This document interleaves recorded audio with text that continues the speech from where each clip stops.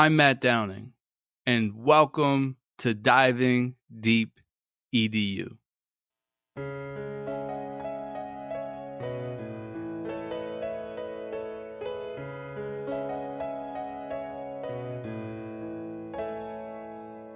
Curious conversations with all types of peeps. Encouraging innovation, we are diving deep. Certainly education is what we like to speak. Fervent with dedication, now it is time to teach. Yeah.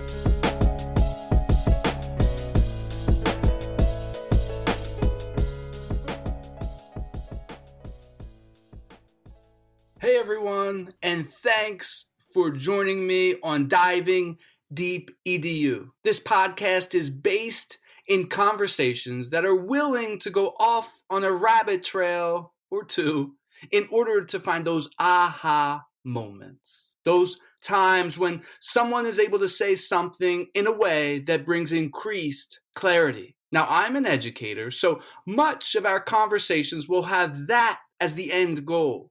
How can the things that we are talking about help us to dive deeper into educational practices? Thanks for tuning in. Our guest is Tony Vincent. Tony has been a pioneer in digital learning since 1998. He has been a classroom teacher, technology coach, full-time consultant. Tony is an author, blogger, presenter, and leader of online workshops. Tony is also the founder of Shapegrams. Tony, thank you so much for joining me. How are you doing? It's my pleasure to be here, and I'm doing great. Great. Tony, I have to start off this conversation going back in time a bit. 2001. You started a one-to-one initiative with Palm Pilots. Let's ask the question everyone's wondering. What in the world are Palm Pilots? They were the thing back then. So before smartphones and things like iPod touches, there were little handheld devices called Palm Pilots. And you'd poke at them on the screen with a stylus. They're usually black and white, but there were some color ones. And there were some apps that you could load on them. And so back in 2001, really my dream would have been to have a laptop for every student. But laptops are like $4,000 each. So that wasn't happening. But these Palm Pilots were like $400 each, and you could get a little keyboard to go with it. And my school district tried a pilot project to see what it was like when every student had a little computer in front of them. And we ended up doing some really cool things with them. Yeah. So what were some of the things that you did with the Palm Pilots? Well, first of all, it was nice that students had a word processor with them all the time. That's something we probably take for granted now, but with so many one-to-one initiatives everywhere. But just being able to type things was amazing.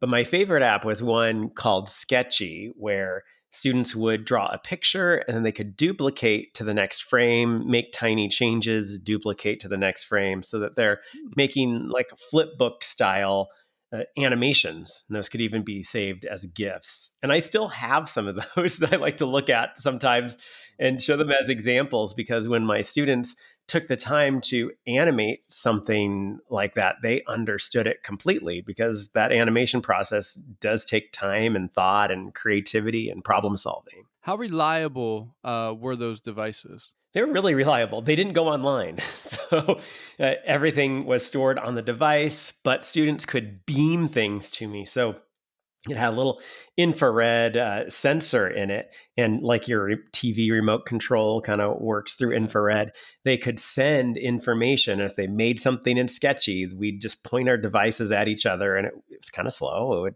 would take a good like 30 seconds to send some things that were larger file sizes. And then I could through a USB cable get them onto my computer, and then we had a class website where we put a lot of our creations. And but they were pretty reliable, as long as we made sure they were charged.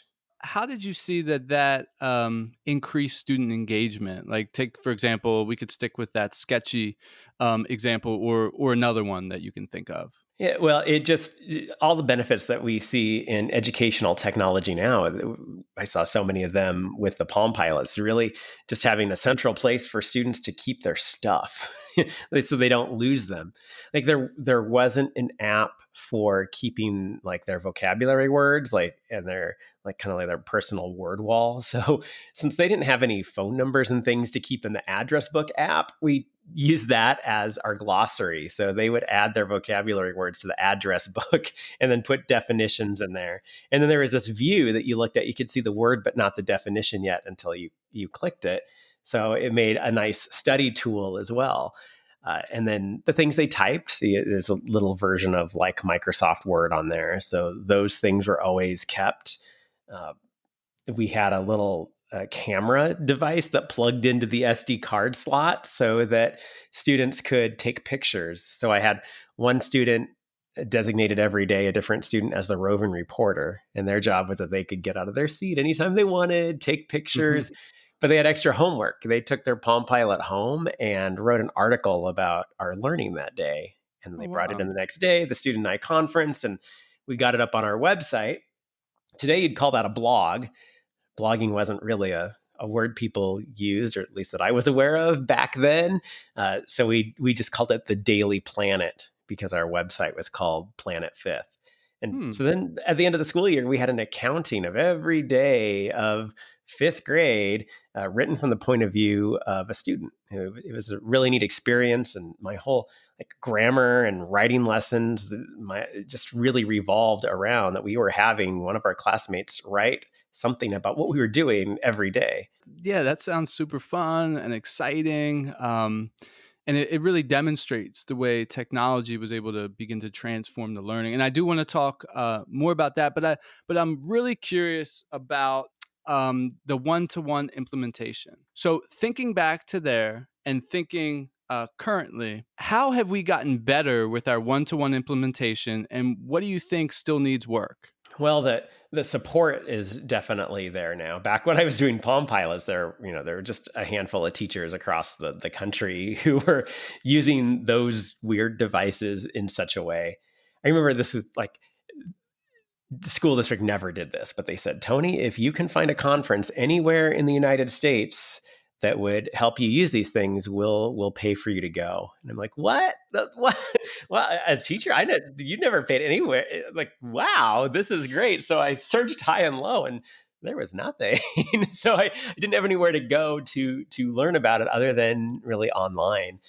And that's kind of how my Learning in Hand website got started. It was originally about Palm Pilots, and now it's just expanded to everything.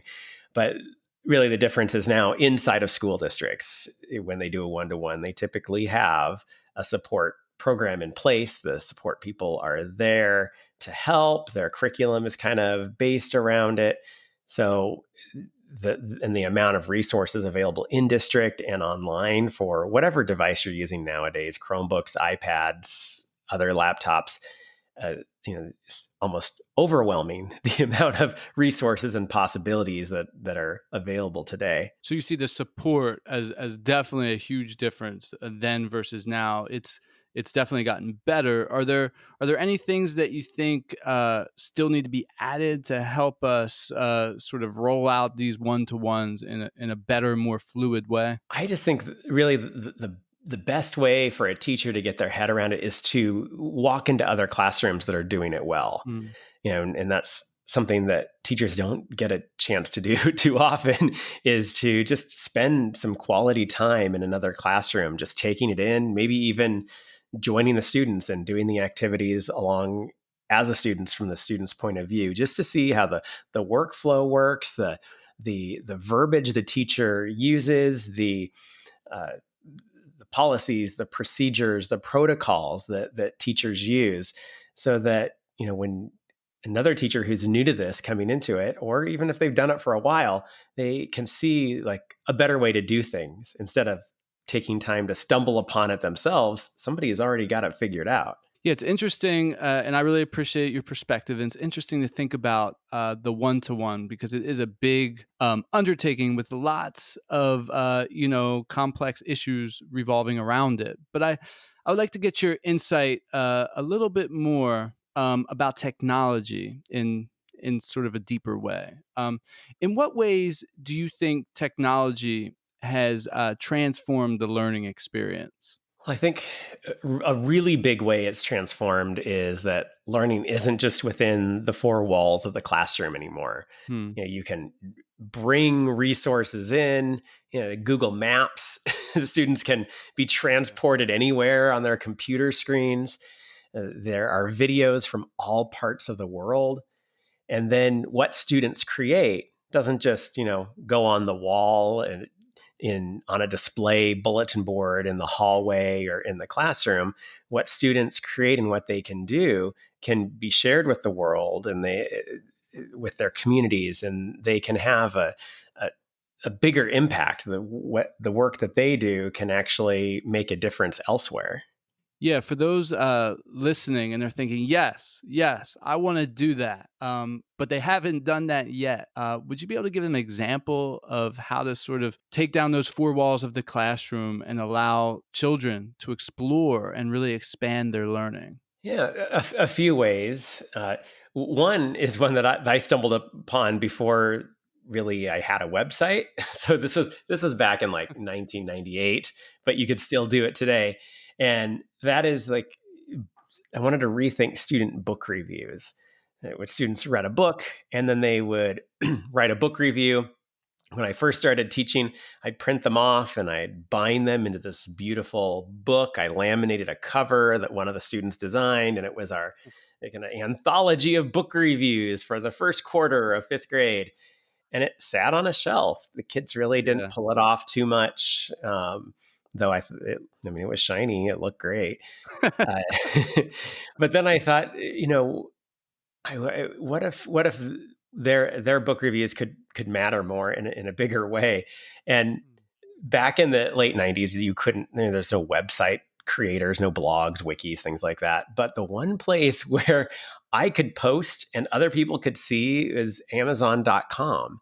And so once I tweaked my book reviews to be, oh, well, you're going to type this and then I'm going to post it as a review on Amazon.com. So in your book review, put the number of stars, write about what you like, and then your review. So you read this book and now you're telling people if they should spend their time and their money on this book. And it to Amazon's credit, some of those book reviews, I think they're all still online, like Yeah. from years and years ago.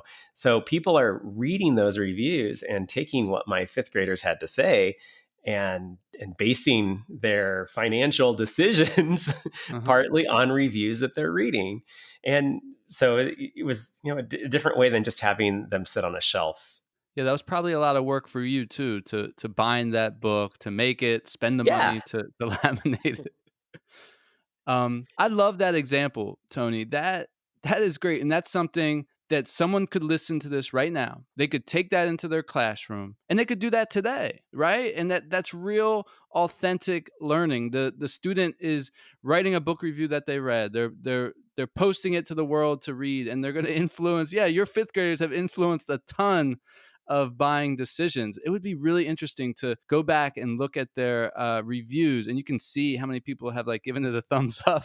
Some of them might be in the thousands, you know? Yeah, yeah, that freckle juice review has been there for 20 years, you know? And then it doesn't just have to be books, everything's on Hmm. Amazon now. Yep. So depending on what the teacher is teaching, but you could be persuasive and try to Hmm. get others to buy a product that you think is really great, or maybe they're being descriptive and they're writing a narrative of exactly what a product does. So for writing and you want an authentic audience, Hmm. writing reviews is a really good way to go and really motivating for students. They don't feel like they're just doing it for a grade. They feel like they're doing it for a valid reason, a real world reason. Tony, you support great teaching. That's one of your visions, right? It's very concise and specific, and I love it. What are some ways that you do that? Well, for me personally, I found that I kind of have a knack for technology, and so that's how I support teachers. Is I do what I can to help them, and what I know is what technology can do for teachers and for students. So, what I try to do is I'm really active on social media. I spend a lot of time finding resources, playing with things that I think teachers would appreciate and use. Teachers have so very little extra time that I try to keep everything concise and easy and things that are doable for them. So I'll share on Twitter, Instagram, and on Facebook. And I also found I have a knack for making graphics. So I try to make these technology tips and techniques and social media posts. I try to make them really visual and really simple to follow so that a teacher can see it and say, aha, I see what I can do with this. And now I'm thinking of more possibilities. I can take this and run with it. Yeah, and I've been the recipient of your posts. I find them super helpful, and you're right. You're very thoughtful with how you post. They're concise, short, get to the point. Here, take this, use it. So it's great. So thank you for doing that.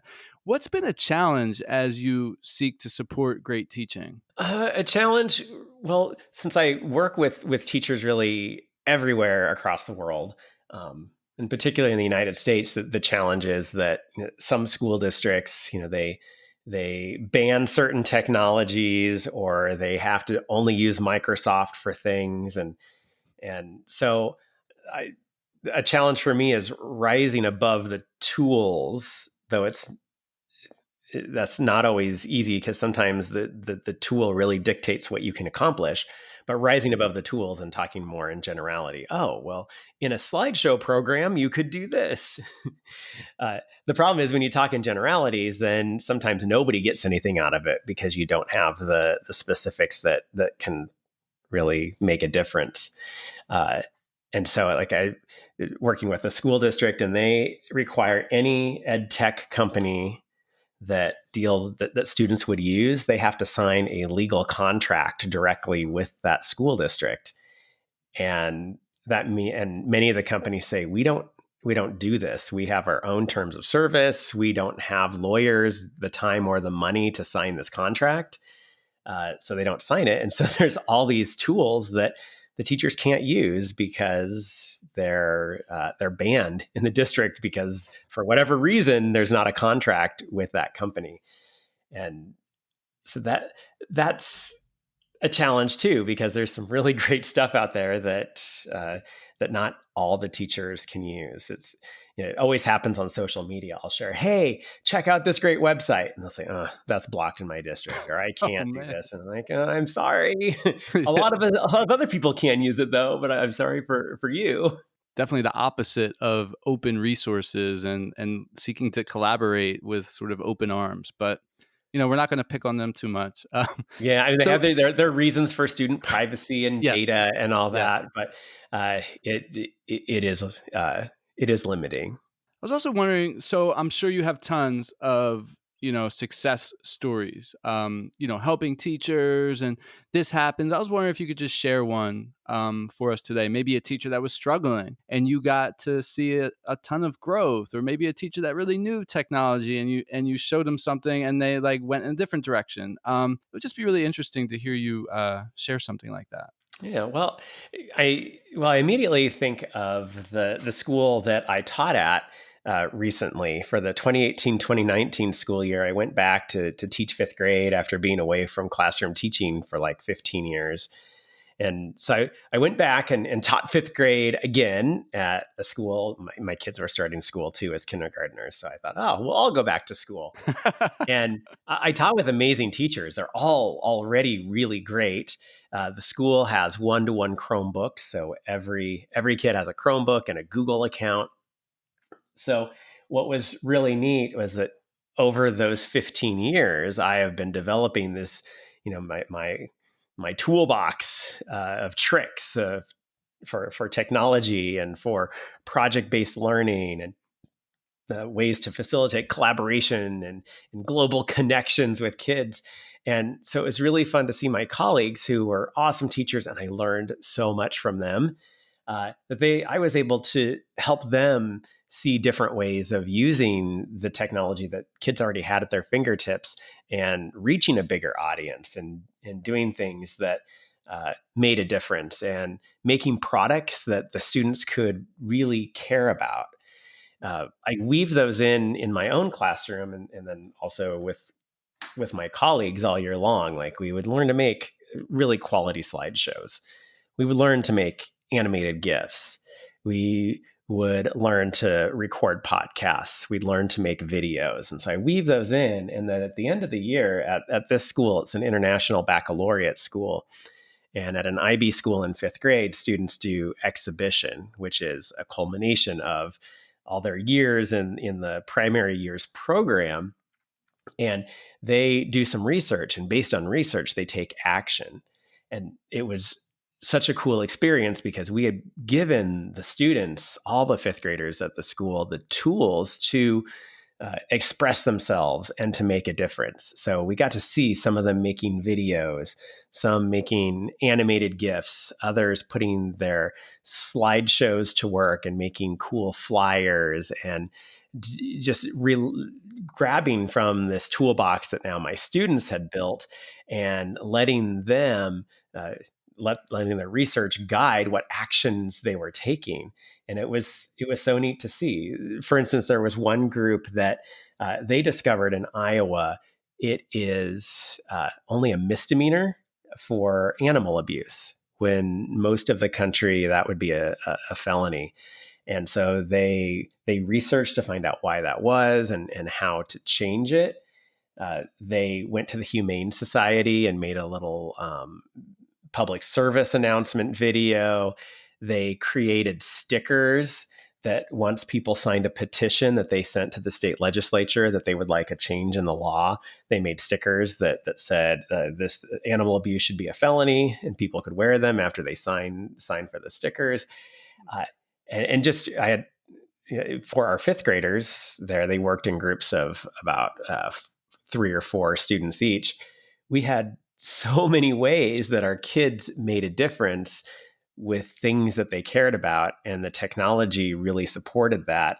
And again, it was neat to work with my colleagues and help them help their students pull off some really amazing exhibition projects. That project does sound amazing. Thanks for sharing that. On your website, you have a great blog post about creating a class brand together. It was a great read. Can you tell the story of that for our listeners that maybe haven't read it yet? Oh yeah, this is something I knew that whenever I'd go back in the classroom, this was going to happen. You know, and some of my closest friends are teachers, and they spend all summer figuring out what is the theme of my classroom going to be, for the year. How am I going to decorate the classroom? And I just always thought that the student should have a say in that. So we started off the school year under construction, because I couldn't just not have some sort of theme or something cool going on in the classroom when students walk in. So I had construction tape and cones, and the first time they met me at Meet the Teacher night, I was wearing a construction vest and hat. And they went to the different cones to complete different tasks for Meet the Teacher. But I also told them that we will be under construction the first couple weeks of school as we work together to build our brand. So building our brand together involved getting to know each other so that we knew what we had in common and what our interests were, and then studying other brands to see what that's all about. So they would look at Target, and they would notice what the logo is like, and then they use consistent colors. So they studied brands, and we really came together and learned to come to a consensus on what our brand might be. And through getting to know each other and making slideshows about themselves, my fifth graders, they all loved animals, really more than fifth graders typically do. They loved animals completely. And then also, they love computers. Fortnite was a big deal. Minecraft was a big deal.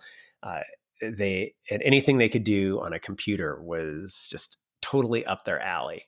So then we brainstormed different ideas of what could possibly go into a logo and what a brand name could be.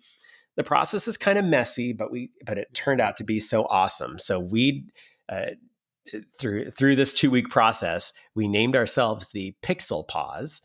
Pixels because of our love of technology, and paws because of the love of animals.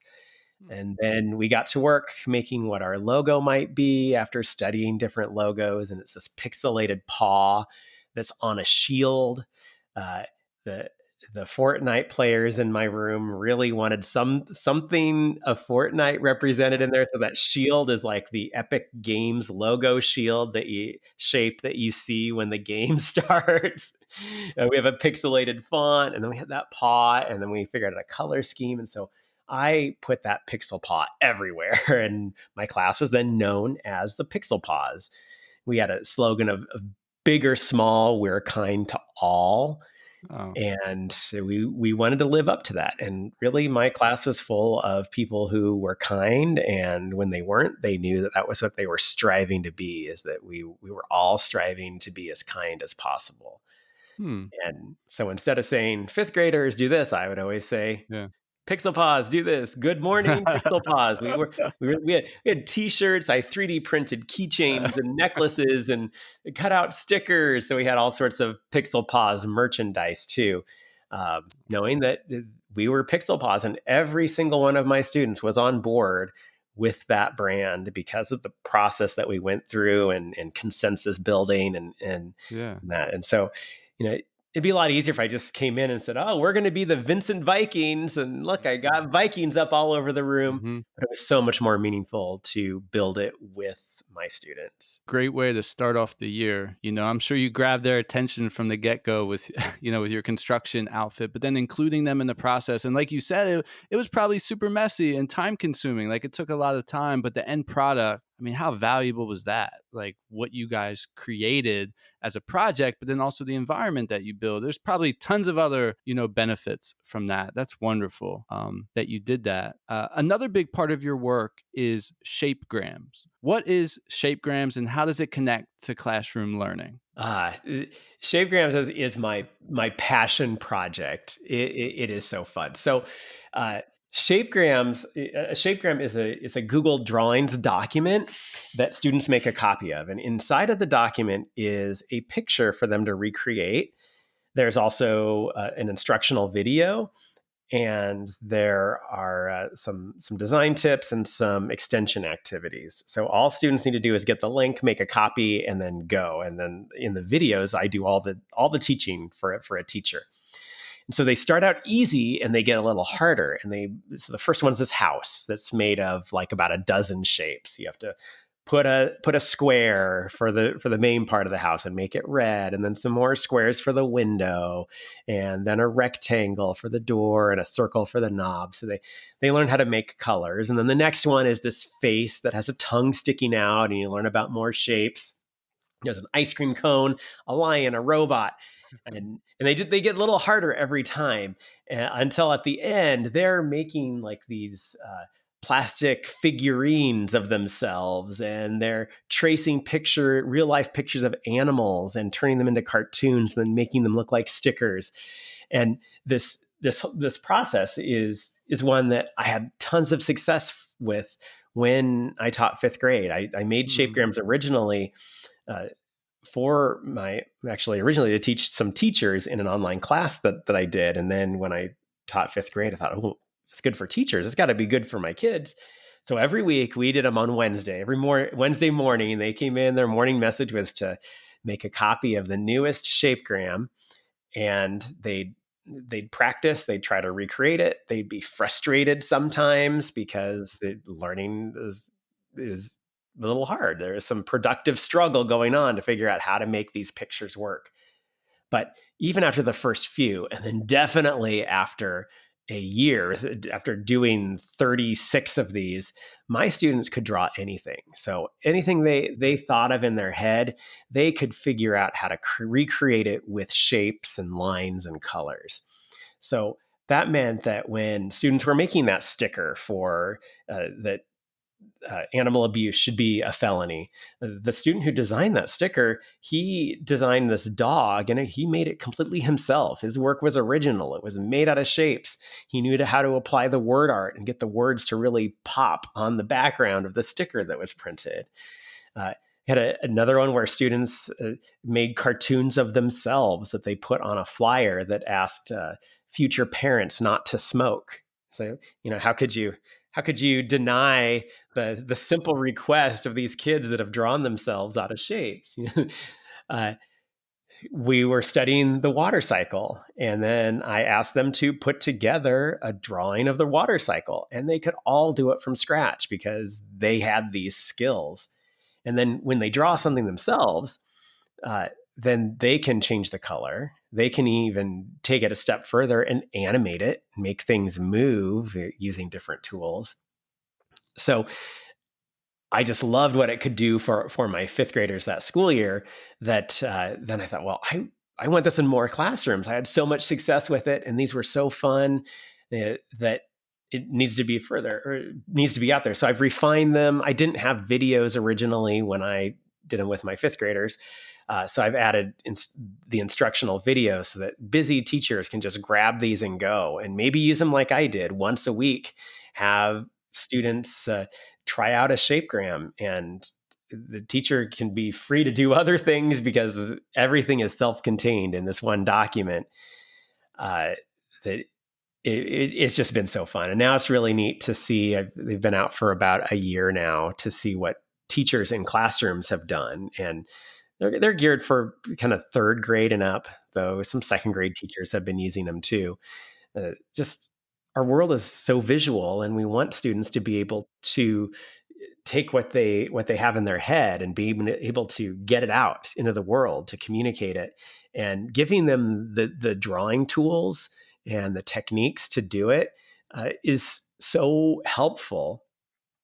And even though this is in Google Drawings, they can apply this to really any other software that has some drawing tools in it, Google Slides or Keynote, PowerPoint. The key piece is that they start to see everything as shapes and as something that they can draw.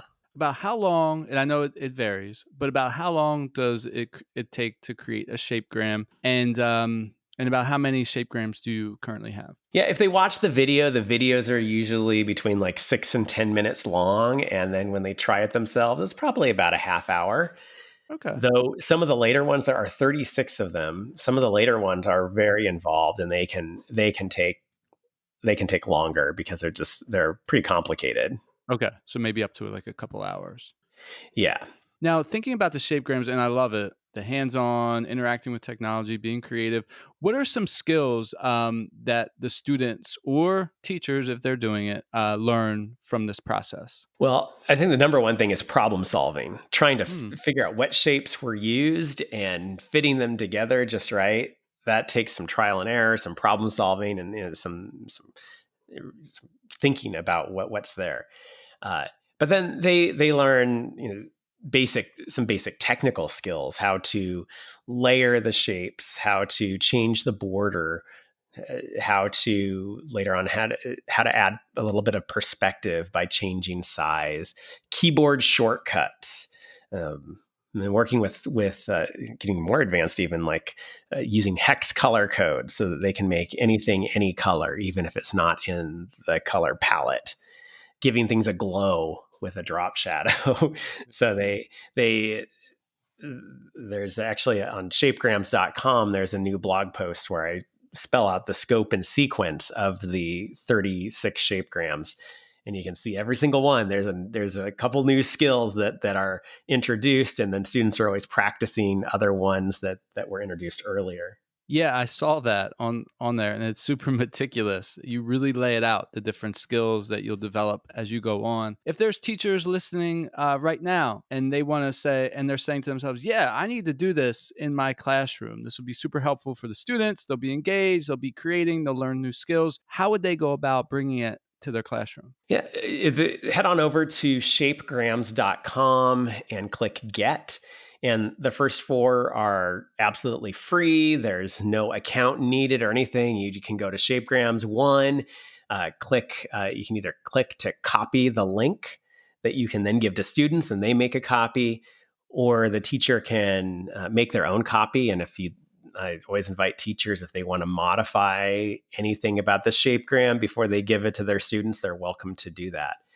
And then if the first one's a success, students have to have Google accounts. So that's one thing. They work best on a laptop. On an iPad, you've got to have a keyboard and mouse with your iPad. Otherwise, the experience just isn't going to be great at all. But if it works in your context, then try number 2, try number 3, try number 4, and then after number 4, if you think it's really awesome, then you can become a member, and for $35 a year, you get access to all 36.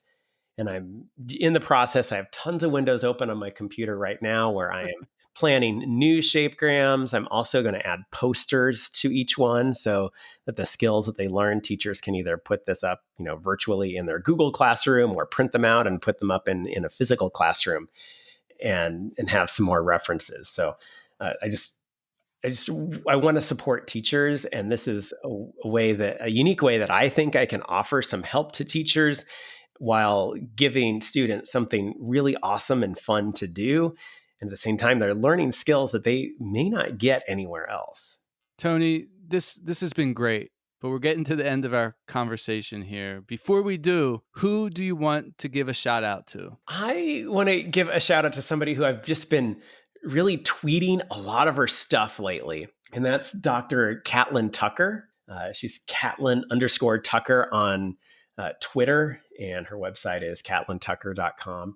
But she writes about blended learning. And so, of course, with what's going on with schools right now and a lot of distance and virtual learning happening, she just is awesome. She has ways to organize distance learning, blended learning. I just learn so much from her just all the time, every time she makes a new blog post. So I want to give her a shout out.